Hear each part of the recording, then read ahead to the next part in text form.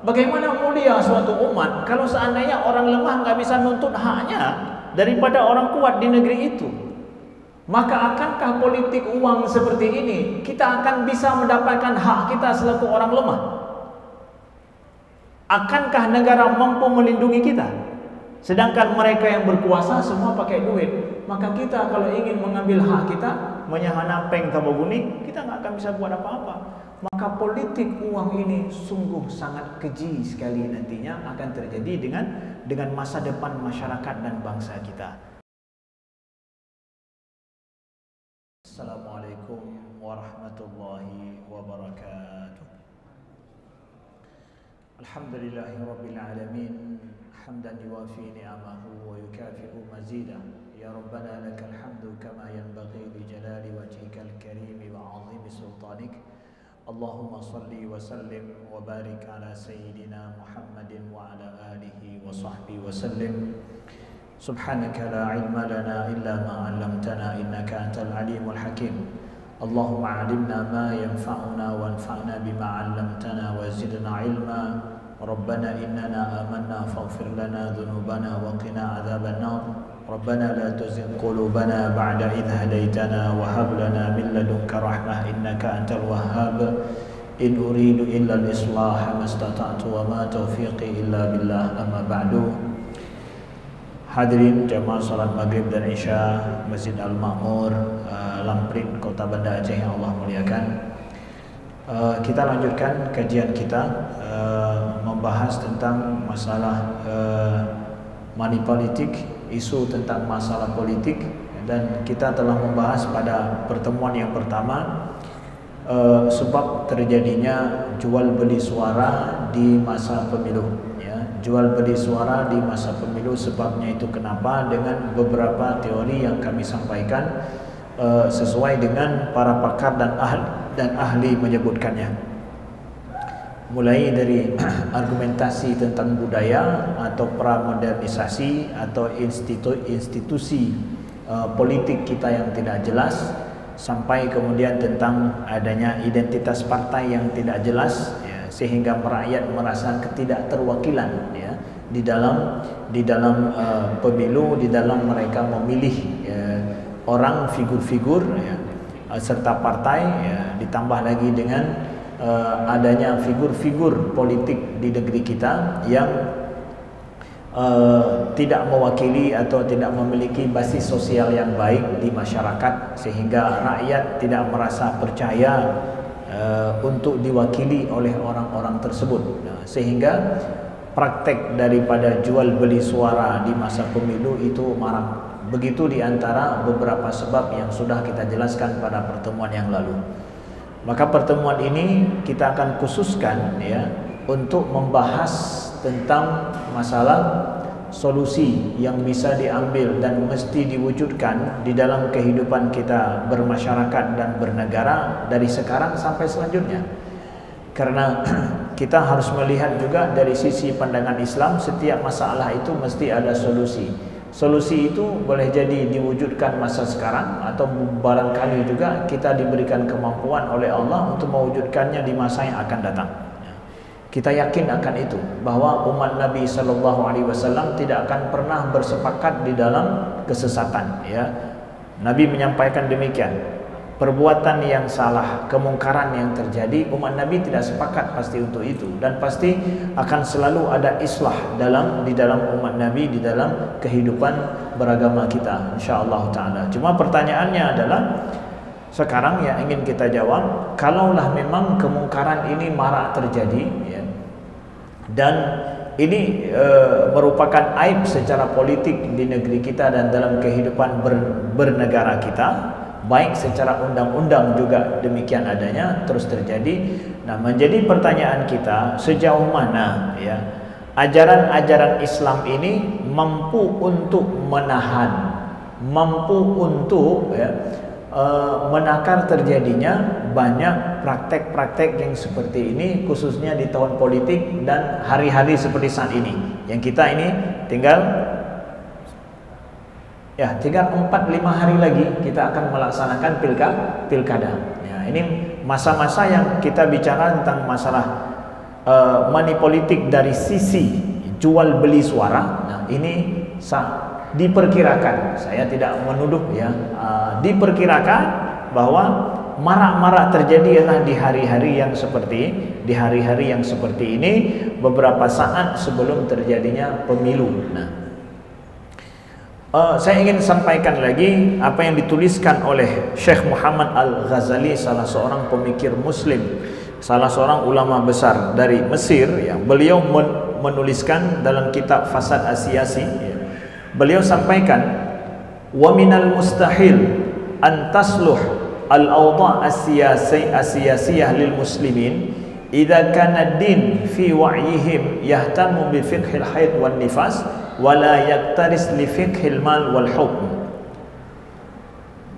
Kata beliau adalah mustahil kondisi perpolitikan umat Islam, kondisi perpolitikan Islam orang-orang muslimin itu akan baik kalau seandainya ya, agama yang dikembangkan, agama yang dipahami oleh orang muslimin itu lebih banyak mengutamakan fikih haid dan nifas daripada fikih masalah keuangan dan perbaikan hukum negara. Kata beliau ya, mustahil ya, kondisi perpolitikan Islam, umat Islam itu akan baik kalau seandainya pemikiran agama mereka dari sisi fikih lebih banyak memikirkan dan mementingkan fikih haid dan nifas daripada fikih al-mal wal hukm, daripada fikih ekonomi dan juga fikih ketatanegaraan atau masalah perpolitikan. Nah, beliau menyorot dalam hal ini bagaimana bahwa ya, kita berbicara tentang masalah ekonomi dan juga masalah tata negara itu adalah bagian penting daripada fikih Islam yang harus dibahas sebagai umat sesuai dengan porsi dan keperluan umat. Saudaraku yang dimuliakan Allah, kalau kita ingin awda' as-siyasiyah, kondisi perpolitikan kita harus lebih baik ke depan. Nah, maka apa yang akan kita sampaikan di sini adalah bagaimana Rasulullah Sallallahu Alaihi Wasallam memberikan pedoman kepada kita melalui hadis-hadis beliau tentang bagaimana kita seharusnya dan selayaknya memperbaiki kondisi perpolitikan di negara kita, di negeri kita. Pertama adalah Islam ya, menyuruh kita menyadari akan bahaya daripada perpolitikan yang serba memakai uang atau jual beli suara ini. Akan terjadi kerusakan beberapa hal yang disampaikan juga oleh Nabi Shallallahu Alaihi Wasallam. Yang pertama adalah politik uang atau jual beli suara ini akan merampas hak rakyat untuk memilih pemimpin yang berkualitas dan kapabilitas. Ya, jual beli suara ini akan merampas hak rakyat untuk mendapatkan seorang pemimpin yang capable dan berkualitas yang akan mengurus urusan mereka dan menjadi representasi daripada suara mereka dan kebutuhan hajat mereka. Dan ini diingatkan oleh Rasulullah Sallallahu Alaihi Wasallam dalam hadis beliau, hadis yang sahih, bahwa idza duyi'atil amanah fantadhiris sa'ah. Kalau seandainya amanah itu disia-siakan, maka tunggulah kehancuran. Para sahabat bertanya, ya Rasulullah, kaifa idha'atuha ya Rasulullah? Bagaimana orang menyia-nyiakan amanah itu ya Rasulullah? Idza wusidal amru ila ghairi ahli fantadhiris sa'ah. Kalau seandainya suatu perkara, apa saja perkara itu ya, diberikan, dipercayakan, diamanahkan kepada yang bukan ahlinya, yang memiliki kualitas dan kapabilitas di bidangnya, maka fantadhiris sa'ah, maka tunggulah hari kiamat atau hari kehancuran. Ya, kalau seandainya perpolitikan kita hari ini dengan jual beli suara itu ya, akan melahirkan seorang pemimpin yang mengurus urusan daerah kita ya, yang akhirnya tidak capable di bidangnya, maka ini sabda Nabi SAW, kehancuran yang akan terjadi bagi umat saudaraku yang dimuliakan Allah. Nabi sampaikan dari dulu. Jadi masalah profesionalitas dalam kita mempercayakan orang itu ajaran Islam, ajaran Nabi SAW. Ya, itu sudah merupakan sunnah Nabi SAW. Selanjutnya, adanya praktek jual beli suara ini tentu akan melahirkan, setelah tidak ada kapabilitasnya itu, tidak sesuai dengan anjuran dan juga sesuai dengan sunnah Nabi, akan terjadi yang kedua adalah melahirkan pemimpin-pemimpin yang korup, ya. Calon pemimpin yang menggunakan suap untuk meraih kursi, ya, yang mereka nanti akhirnya akan terlibat dalam lingkaran korupsi yang berkelanjutan, ya. Dan ini kita pahami hari ini, ya, bahwa bagaimana penyakit korupsi ini bagi kita-kita ini yang berada di luar pemerintahan, bagi juga generasi Gen Z yang hari ini menyimak berita masalah korupsi dan koruptor, mereka heran, itu lingkaran koruptor semakin hari bukan semakin kecil, semakin besar. Lingkaran koruptor semakin nampak bertindih-tindih dia.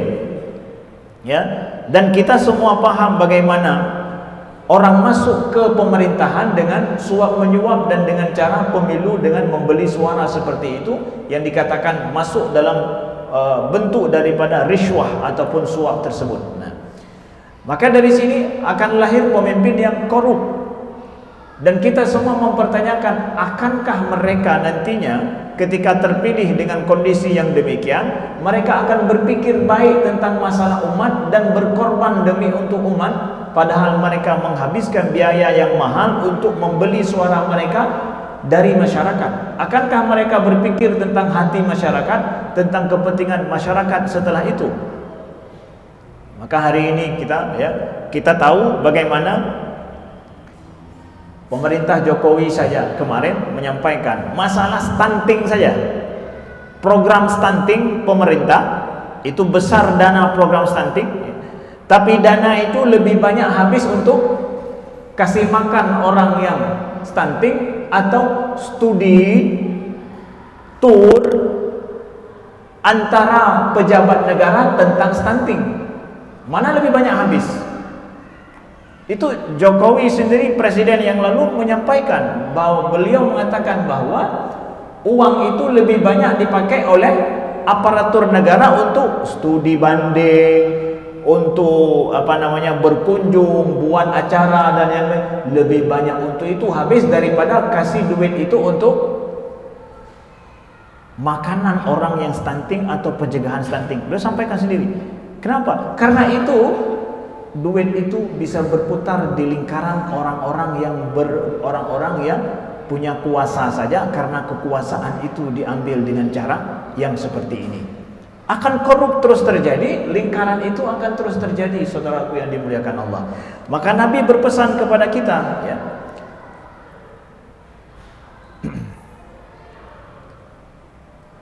Kata Nabi SAW, ya, "Ma min 'abdin yastar'ihi Allahu ra'iyatan yamutu yawma yamut wa huwa ghashun li ra'iyati illa harramallahu 'alaihi al-jannah." Muttafaqun alaih. Hadis riwayat Imam Bukhari dan Imam Muslim, hadis yang sahih.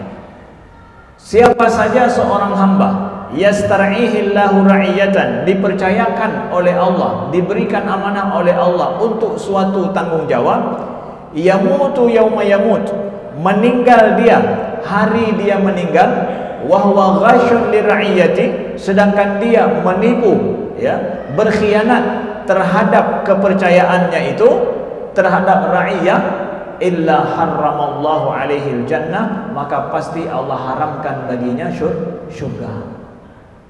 Ma min abdin, siapa saja abdun, hamba yang dipercayakan oleh Allah mengurus suatu urusan dan meninggal dia mati, dia hari dia mati, dia mengkhianati apa yang dipercayakan kepadanya itu, maka pasti illa harramallahu alaihi jannah, diharamkan baginya syurga. Ini bukan hadis dhaif atau hadis hasan, muttafaqun alaih. Bukhari Muslim mendapatkan hadis ini, riwayatnya sama. tidak diragukan kesahihannya kalau sudah muttafaqun alaih. Diharamkan baginya surga. Maka kita perlu menyampaikan kepada siapapun hamba Allah yang nanti mau terpilih, Anda terpilih dengan cara menukar uang dengan rakyat, ya, ataupun dipilih oleh rakyat secara baik-baik dan menang nanti mendapatkan posisi kursi sebagai wali kota, bupati ataupun gubernur, maka itu adalah amanah yang Anda ambil sendiri atau diberikan untuk Anda. Tanmita gedro, kita orang yang menyuap ya sama dengan dia merampas amanah itu sampai kepada dia, atau tidak merampas diberikan oleh rakyat kepadanya. Yasta'illahu ra'iyatan, masuk dari sisi bahwa udah engkau pikul masalah tanggung jawab itu. Awas, yamutu yauma yamut, kalau seandainya orang itu meninggal dia dalam status dia mengkhianati kepercayaan itu, haramallahu alaihi jannah, diharamkan baginya surga. Saudaraku yang dimuliakan Allah, ini hadis ini perlu banyak disampaikan khususnya kepada calon-calon yang akan naik ini nanti, ya. Mudah-mudahan sampai kepada mereka hadis Nabi ini sallallahu alaihi wasallam, ya, bahwa pengkhianatan terhadap sebuah tanggung jawab itu dikasih oleh siapa tanggung jawab ini. Kalau dari satu orang mungkin mudahlah urusan kita dengan dia. Kenapa satu orang aja? Idon lecok amanah, Anda dapat amanah dari siapa? Dari satu orang. Jadi hari kiamat nanti ada masalah ya berdua aja. Tapi ini amanah yang didapatkan ini dari siapa? Dari, kalau kota Banda Aceh berapa ratus ribu orang? 140 ribu orang? 150 ribu orang? Kalau Aceh pemilih ada 4 juta 8 ya, kalau nggak saya tidak salah, 4,8 juta.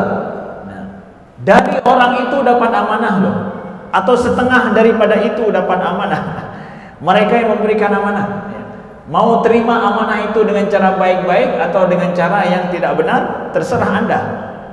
Tapi Allah, sahabat Nabi ingatkan bahwa kalau meninggal orang yang menerima amanah ini, status dia itu adalah mengkhianati daripada ra'iyah yang dibebankan atau yang dipercayakan kepadanya itu, atau boleh dalam sisi pemimpin kita katakan rakyat, memang rakyat, karena rakyat bahasa Indonesia itu diambil dari kata-kata bahasa Arab namanya ra'iyah. Ini sangat cocok sekali memang hadis Nabi ini, ya. Kita maknakan dengan padanan yang sangat sesuai. Ra'iyah dalam bahasa Arab bermakna adalah yang dijaga, yang dipelihara, yang menjadi beban tanggung jawab, itu ra'iyah. Bahasa Indonesianya menjadi rakyat, dari ra'iyah. Karena nggak ada ain dalam bahasa Indonesia, maka pakai ka, rakyat. Bahasa Arabnya ra'iyah. Dia menyanyiakan rakyat, diharamkan baginya syurga. La haula wala quwata illa billah. Semoga mudah-mudahan Allah pilihkan pemimpin kepada kita, tentukan pemimpin kepada kita orang-orang yang amanah, yang dia bisa masuk syurga bersama dengan rakyatnya, ya, dan bahkan rakyatnya masuk syurga oleh sebab dia. Amin ya rabbal alamin, ya. Kemudian kita perlu ingatkan kepada pemimpin kita juga, dan juga kepada rakyat kita juga, akan firman Allah dalam surat Ali Imran ayat 161, khususnya di pemimpin yang korup.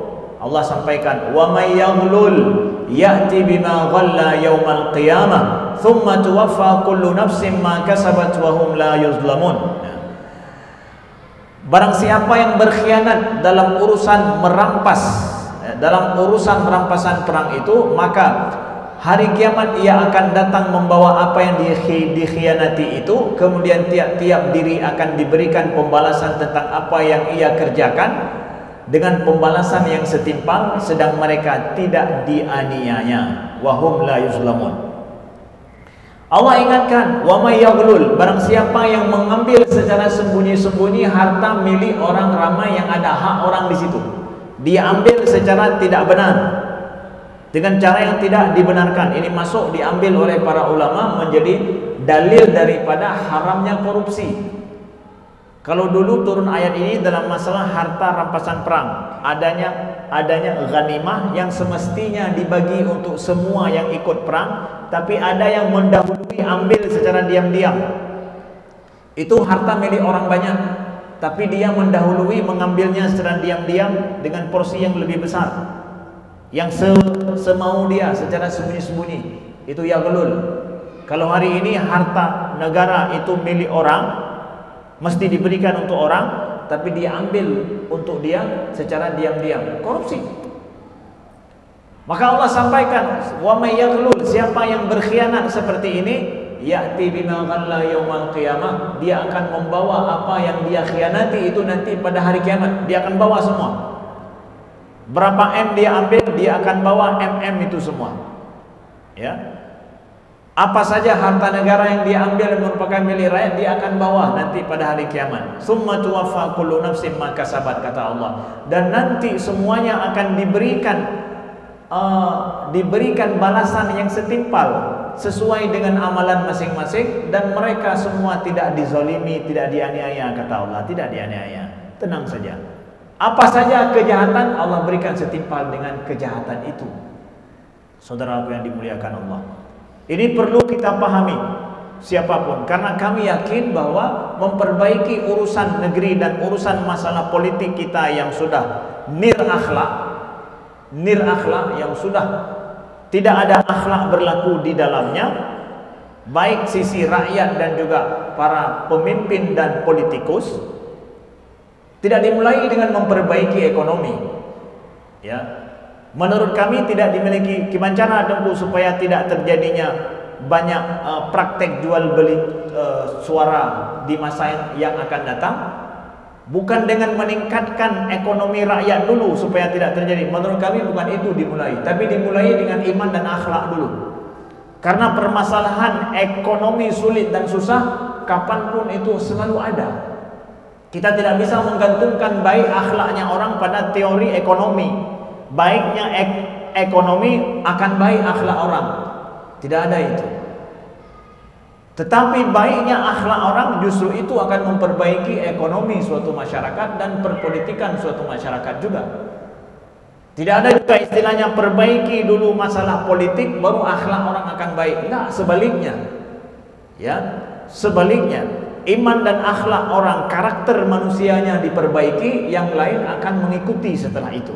Dan itu telah dipraktekkan oleh Nabi Shallallahu Alaihi Wasallam dan para sahabat di dalam sejarah Islam. Sudah dipraktekkan demikian adanya. Dan teori seperti ini itu kita sampaikan dan kita gaungkan seperti inilah. Karena kita orang mukmin, orang beragama, bukan orang sosialis atau orang-orang Marxis yang mengakui bahwa ya sisi ekonomi dulu diperbaiki, yang lain akan ngikut di belakang. Tidak. Justru akhlak dan juga moral serta iman masyarakat dulu, baru yang lain akan mengikuti.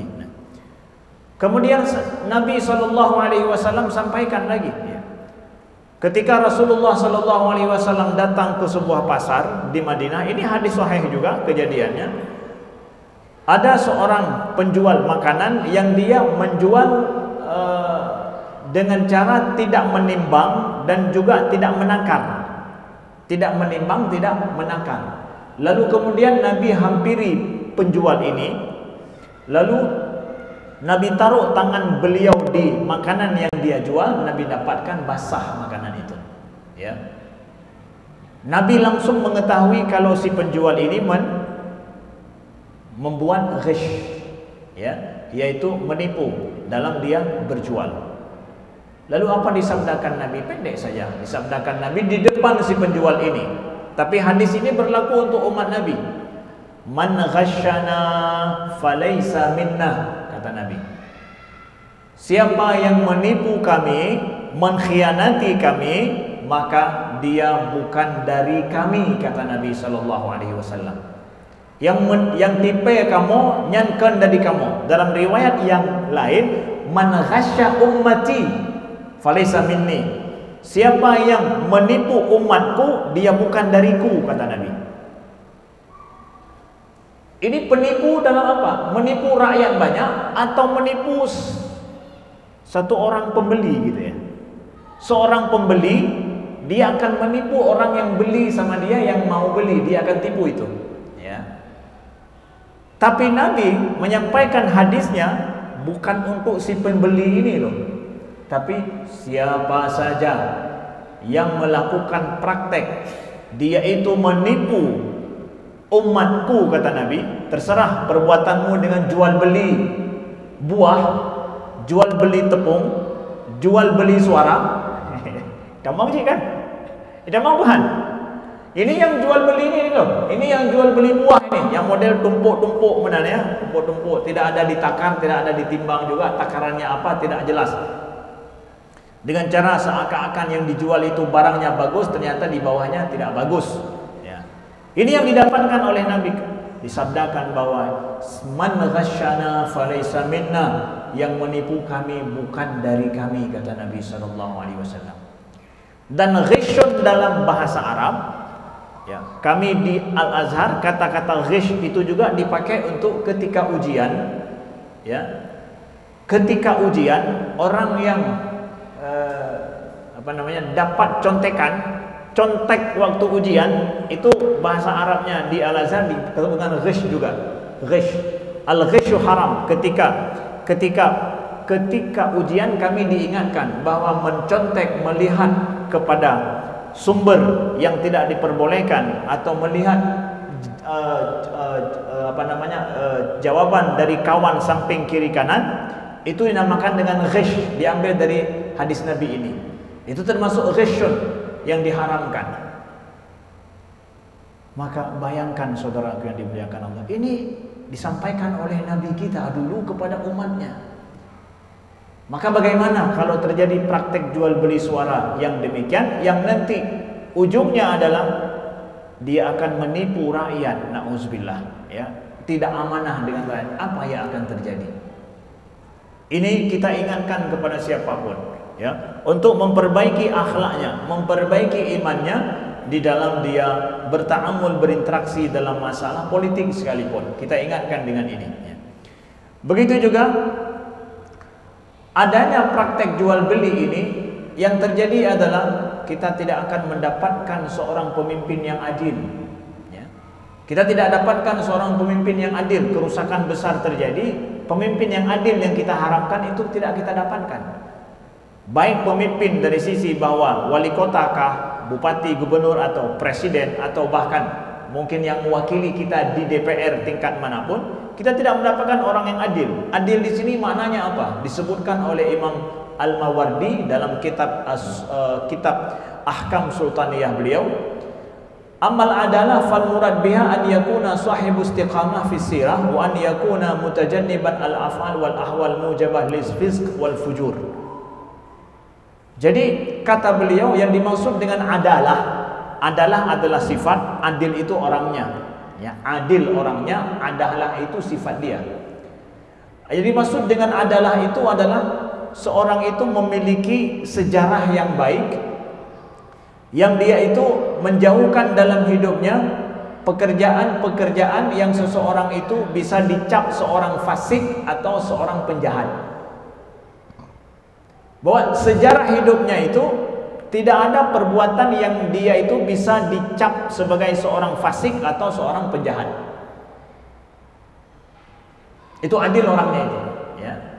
Adil orangnya. Tidak ada perbuatan yang demikian dalam hidupnya. Kalau seandainya dengan jual beli suara ini, maka akan jauh sekali kita dapatkan pemimpin yang seperti ini.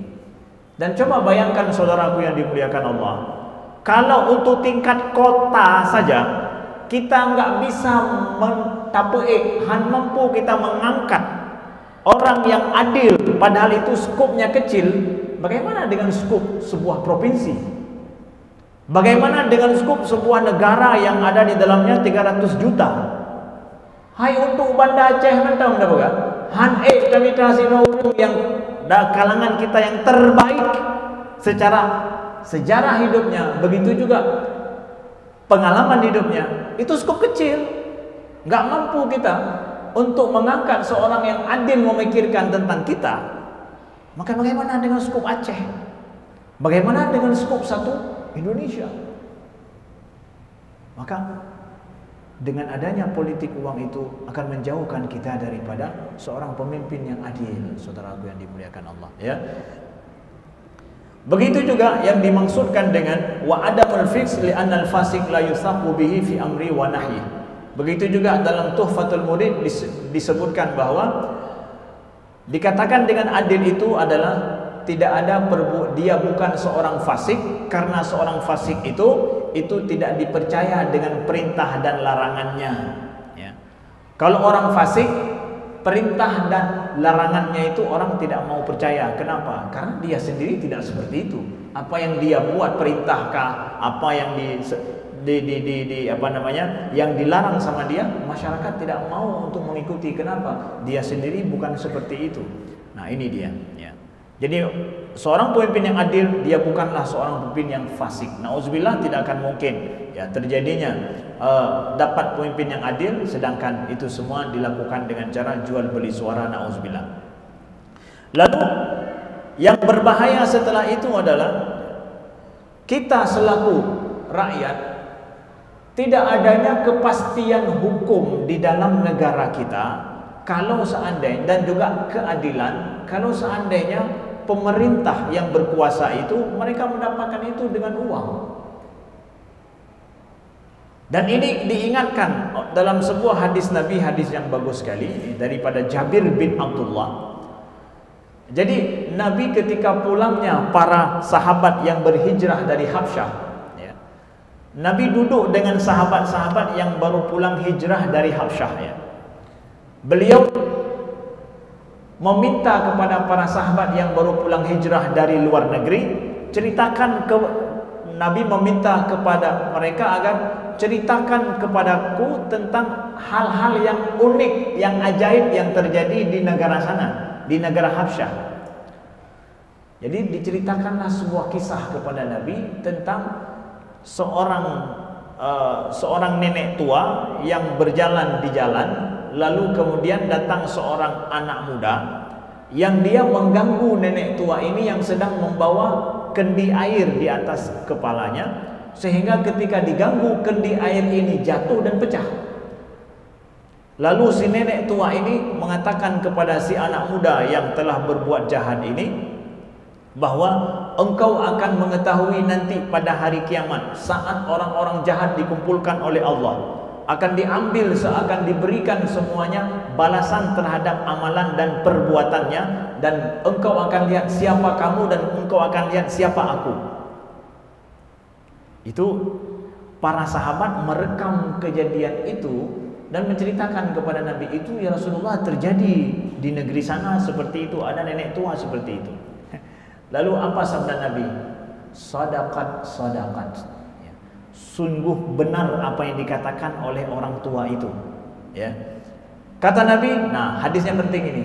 Apa sabda beliau? Kaifa yusaddiqullahu ummatan la yu'khadhu li dha'ifihim min syadidihim. Nah, dengarkan sabda Nabi apa? Kaifa yuqaddisullahu ummatan la yu'khadhu li dha'ifihim min syadidihim. Bagaimana mungkin Allah mensucikan, memuliakan suatu umat di mana dalam umat itu orang yang lemah tidak bisa menuntut hak pada orang yang kuat. Dengarkan sabda Nabi. Bagaimana Allah bisa memuliakan suatu umat kalau seandainya dalam umat itu orang yang lemah nggak bisa menuntut hak pada orang yang kuat? Saya mendengar langsung dari Bapak Mahfud MD. Maaf, saya nggak dengar langsung tapi dari podcast beliau. Ya, begitu yang saya maksud. Podcast beliau. Beberapa waktu yang lalu, beliau sampaikan, beliau Menko Polhukam loh. Beliau sampaikan bahwa di negeri ini jangan buat perkara dan naikkan mengurus keadilan pada mahkamah pada yang lain. Lebih baik tidak usah mengurus itu. Kenapa? Akan menghabiskan lebih banyak daripada mendapatkan hak secara hukum dalam keadilan. Sekarang kata beliau, itu kata beliau, bukan kata saya. Beliau yang sangat Menteri Menko Polhukam ngomong seperti itu, daripada nejak cok keadilan bak nanggro lebih baik bubuk tanpa benda, karena akan menghabiskan lebih banyak daripada mendapatkan hak. Ini kan yang disabdakan Nabi SAW, bahwa bagaimana mulia suatu umat kalau seandainya orang lemah nggak bisa nuntut haknya daripada orang kuat di negeri itu. Maka akankah politik uang seperti ini kita akan bisa mendapatkan hak kita selaku orang lemah? Akankah negara mampu melindungi kita? Sedangkan mereka yang berkuasa semua pakai duit. Maka kita kalau ingin mengambil hak kita, menyahana peng tambah kuning, kita nggak akan bisa buat apa-apa. Maka politik uang ini sungguh sangat keji sekali nantinya akan terjadi dengan masa depan masyarakat dan bangsa kita. Saudaraku yang dimuliakan Allah. Maka ini kami sampaikan adalah sesuai dengan apa yang disabdakan Nabi. Ini semua ada peringatan daripada Nabi kepada kita supaya kita ingat. Tapi yakin insya Allah negara kita semakin generasi per generasi akan semakin baik ke depan. Janganlah sampai negara sejarah mencatat nanti. Sejarah nanti akan mencatat bahwa dari masa tahun 2000 sampai tahun 2050 mungkin, itu masa-masa kebobrokan politik terjadi, politik uang itu sangat luar biasa terjadi. Itu akan dicatat 100 tahun lagi, saudaraku, akan dicatat itu. Pada saat anak cucu kita menertawakan bahwa kayak mana pada masa itu, wah anak udah yang warah mesti. Maka akan dilihat pada masa itu siapa pemimpin, gubernurkah, bupatikah, wali kota yang berkuasa di masa itu. Itulah nan yang berkuasa masa-masa kebobrokan moral pada moral politik di masa itu. Dari tahun 2000 dipegaju sampai tahun 2050 ya. Politik peng mendum dalam ji. Bupati ji nyaw orang ji. Gubernur nyaw orang ji. Beroh kita nyaw, jangan sampai kita di situ. Ya, jangan sampai sejarah mencatat nyan naruh Abu Cilon dia mengenal. Nenek saya, kakek saya. Ya, jangan sampai itu terjadi. Kita tidak mau itu. Tapi insya Allah setengah abad, 1 abad yang akan datang akan jauh berbeda sekali. Anak-anak kita, generasi kita sudah paham betul kebobrokan yang terjadi itu.